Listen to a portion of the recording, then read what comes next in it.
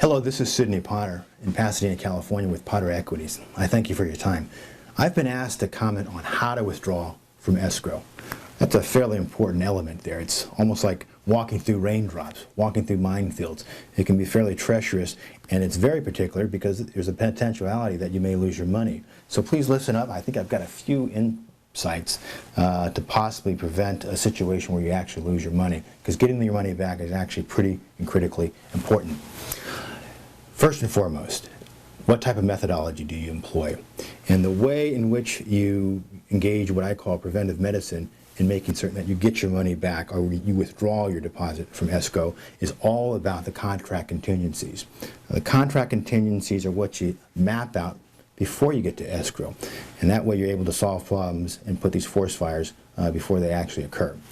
Element number one, in terms of financing contingencies, make a interest contingency, meaning that if you anticipate you can qualify for a 4.5% interest rate, state that actually in your contract. That way, in the event that you're closing on your piece of property 4 months later and your 4.5% has suddenly become 4 9/8, 5.5, 5.25, and it's more expensive for you to acquire the property, you can certainly get your money back in escrow by claiming that, listen, I didn't meet the finance contingency on the interest rate, therefore I can withdraw from escrow.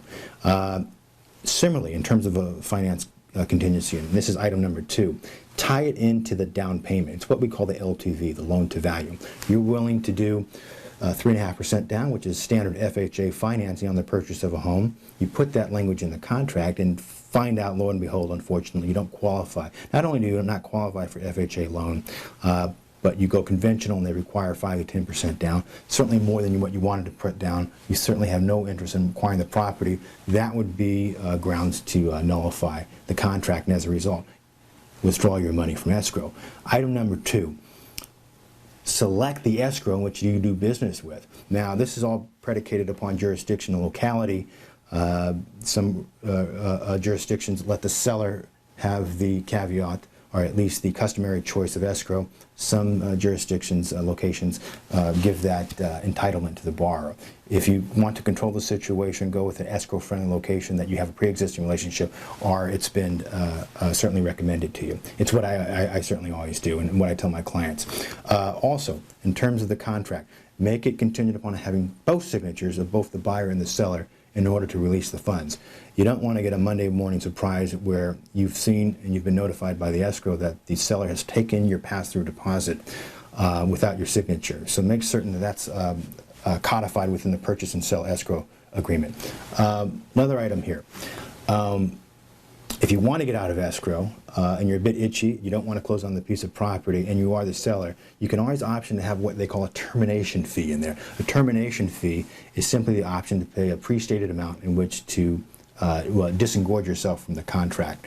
Your circumstances may have changed where it doesn't make sense to sell the property and or to buy the property, and the other property is able to gain by the termination fee. It's an arbitrary amount. It's what the parties are willing to agree upon. Now, if you're at your last straw right here and you've gone through all the contingencies and you're still in contract, but you say to yourself you certainly don't want to buy the piece of property, what I would recommend, and if you're the buyer on the piece of property, is point to extenuating circumstances. Let's say you've passed off on the inspection, the finance. Extenuating circumstances would be that you didn't get the job transfer you wanted, therefore it doesn't make sense to buy the home, therefore you'd like your money back. You've had a situation where your home hasn't been finished, it's a new construction home. You'd like to extend escrow, or you'd like your money back, or you're unable to close, let's say, on the ideal loan. These are extenuating circumstances. Could be a family death. It's what you call a story loan. You want to serve that up to the opposing party, and by the good graces, perhaps you'll get the monies back, and you'll be able to withdraw from escrow without litigation. And lastly, if you're in a situation where the seller doesn't want to terminate escrow and you feel that they've caused a material delay, I would, quite frankly, assist upon litigation by filing a less pendants against the piece of property which ties it up in escrow. I certainly don't motivate or encourage escrow, but when things do get kind of ugly, that's certainly an option. Well, with that said, I certainly hope it never happens to you. My name is Sidney Potter out here in Pasadena, California with Potter Equities. I thank you for your time once again, and I'll see you at the finish line. Thanks a lot.